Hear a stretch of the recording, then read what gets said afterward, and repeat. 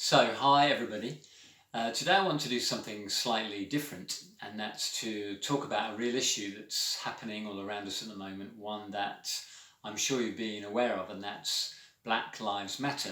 We've seen it on our screens, and it seems to be popping up all over the place. So I thought let's learn a little bit more about that together. So I'm pleased to say that I'm joined today by Victor, who's a good friend of ours and part of the British Church family. And so I'm going to ask Victor a few questions to help us all kind of understand.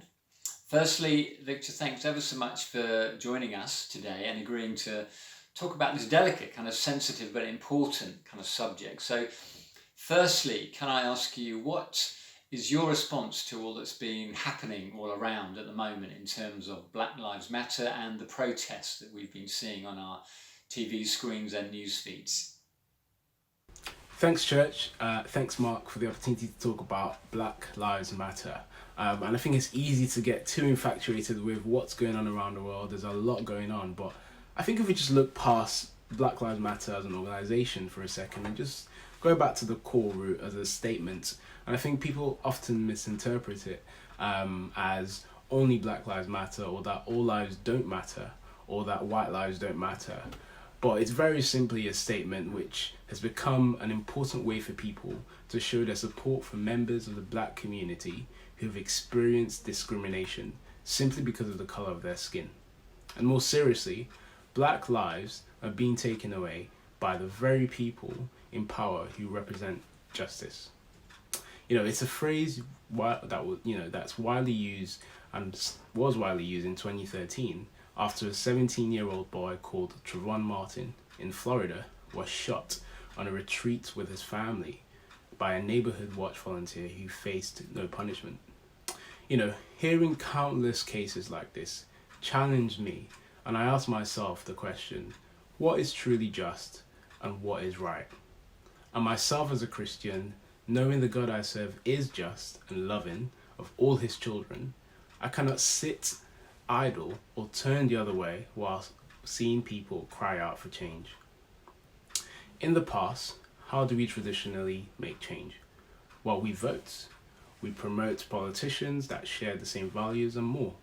But the fact that people have had and are having to resort to protest century on century, year on year, day on day, shows the traditional ways of making change isn't working.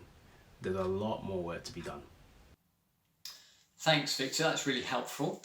Now, can we take it away from out there, just a little bit more kind of personal, really? Can I ask a bit about you and your experience yourself? Have you, living in the south of England, ever experienced any kind of discomfort, any kind of racism yourself? What's it like for you living in the south of England?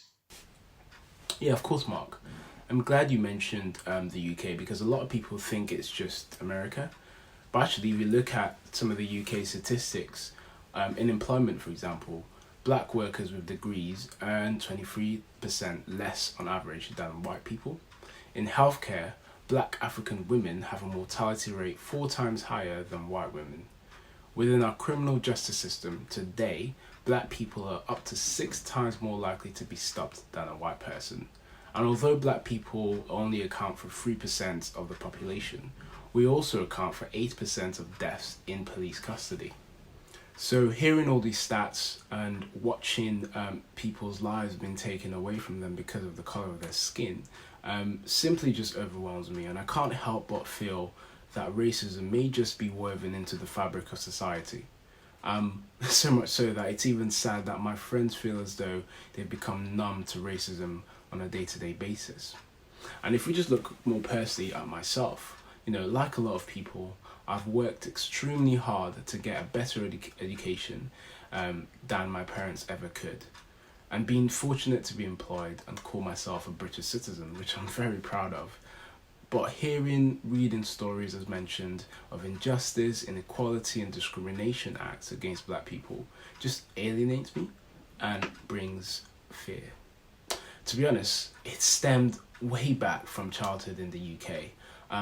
It was often a day-to-day experience, from going shopping and being individually picked out and followed by security, or even just getting funny looks across the street whilst I was out with my friends. And bringing it back to the present, now just think even little things like thinking twice about the clothing I wear and how that may represent me as this typical delinquent male stereotype, or getting stopped by police because I'm driving a nice car. Which begs the question, are black people's freedom the same as white people's freedom on paper and in practice? Thanks, Victor. Thanks for being so honest about that. Finally, can I ask you then, what can be done about that? How would you like us to respond? How can you help us as your British Church family, as your Christian brothers and sisters? How can we help? Yes, of course, Mark. So firstly, it's important to look to God because He is our help. We need His perspective in this crazy world to minister and demonstrate the radical love of Jesus Christ to people, not just physically and spiritually, but emotionally and socially. As we look at the life of Jesus and mandates He's given throughout Scripture, it's clear that Christ's followers are called to do justice. We're called to take action and confront evil, to care for the vulnerable and make right that which is wrong. So I'd like to challenge our thinking regarding these issues at the very core. Whilst recognizing the humanity of everyone, we must also recognize the racism that exists today in its various forms, both throughout the world, in our communities, friendship groups, and different establishments. So what are some of the practical things we can do? Well, I recommend this book. It's an interesting book by Akala, titled Race and Class in the Ruins of Empire, which is a complete defragment and reconstruction of British history and culture. And many of you may have also read and heard of Rennie's book, Why I'm No Longer Talking to White People About Race, which I highly recommend. But basically, she spent years trying to simply have a conversation about the nuances of the problem and got nowhere because no one recognized that the problem even existed. So this is a practical thing that we can do and should continuously do as a church family. Be informed and recognize that the problem exists.